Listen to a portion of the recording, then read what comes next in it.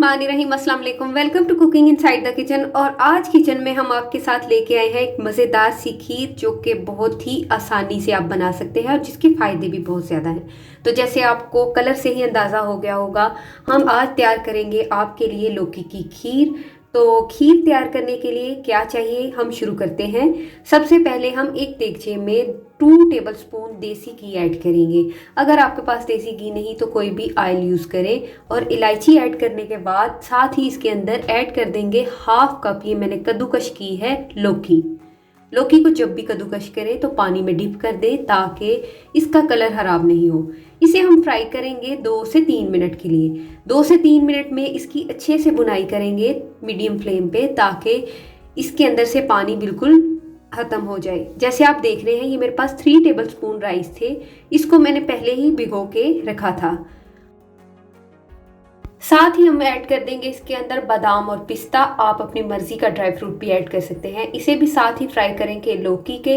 और तकरीबन 3 से 4 मिनट फ्राई करने के बाद अब हम इसके अंदर ऐड कर देंगे 1 लीटर दूध फुल फैट। यानी आप इस क्वांटिटी को ज़्यादा भी कर सकते हैं अगर आपको ज़्यादा चाहिए।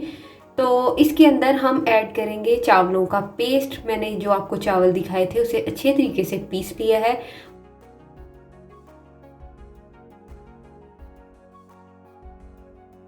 अब चम्मच को हिलाते जाएंगे और बिल्कुल धीमी आंच पे लौकी की खीर को तैयार करेंगे।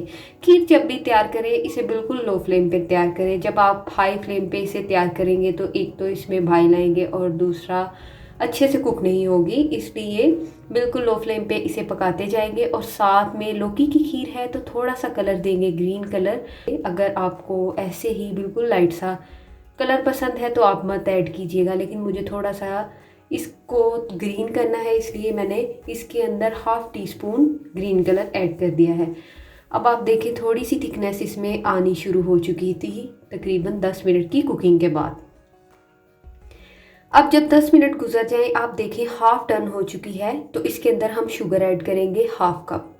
और शुगर ऐड करने के बाद आपने इसे अच्छे तरीके से बस हिलाते रहना है। जब भी खीर तैयार करें तो चम्मच को हिलाते रहें। इस बात का ख्याल रखें कि खीर जो है वो नीचे नहीं लगनी चाहिए। तो अब हम देखें काफ़ी हद तक कुक हो चुकी थी, 75%। इसके अंदर हम ऐड करेंगे केवड़ा एसेंस। कोई भी मीठी चीज़ तैयार करें उसके अंदर केवड़ा एसेंस ऐड करें या रोज़ वाटर, बहुत ही अच्छी खुशबू और टेस्ट आएगा।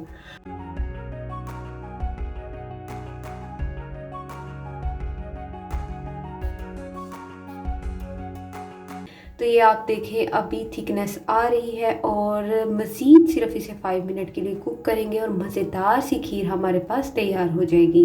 ये खीर बड़ी झटपट से बनती है, ज़्यादा टाइम नहीं लेती। सिर्फ आपने जब इसको तैयार करना है तो अपने स्पून को स्टिर करते रहना है ताकि खीर में बिल्कुल भी गुठलियाँ नहीं बने और एक अच्छा सा टेक्सचर आ जाए। जी बिल्कुल, ये रेडी है। अब हम पोर करके आपको दिखाएंगे। तो आप इसकी असेंबलिंग किसी भी चीज़ में कर सकते हैं। अब मैं इसे निकालूंगी और पिस्ता लेंगे और उसके साथ इसे गार्निश करेंगे। पिस्ते के साथ इसका बहुत ही अच्छा टेस्ट आएगा और कलर भी बहुत ही खूबसूरत लगेगा। आप अपनी मर्ज़ी के ड्राई फ्रूट भी इसमें ऐड कर सकते हैं।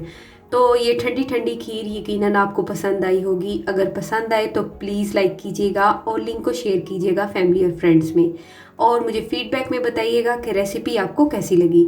फिर मिलेंगे अच्छी सी रेसिपी लेके, तब तक के लिए अपनी दुआओं में याद रखिएगा। अल्लाह हाफिज़।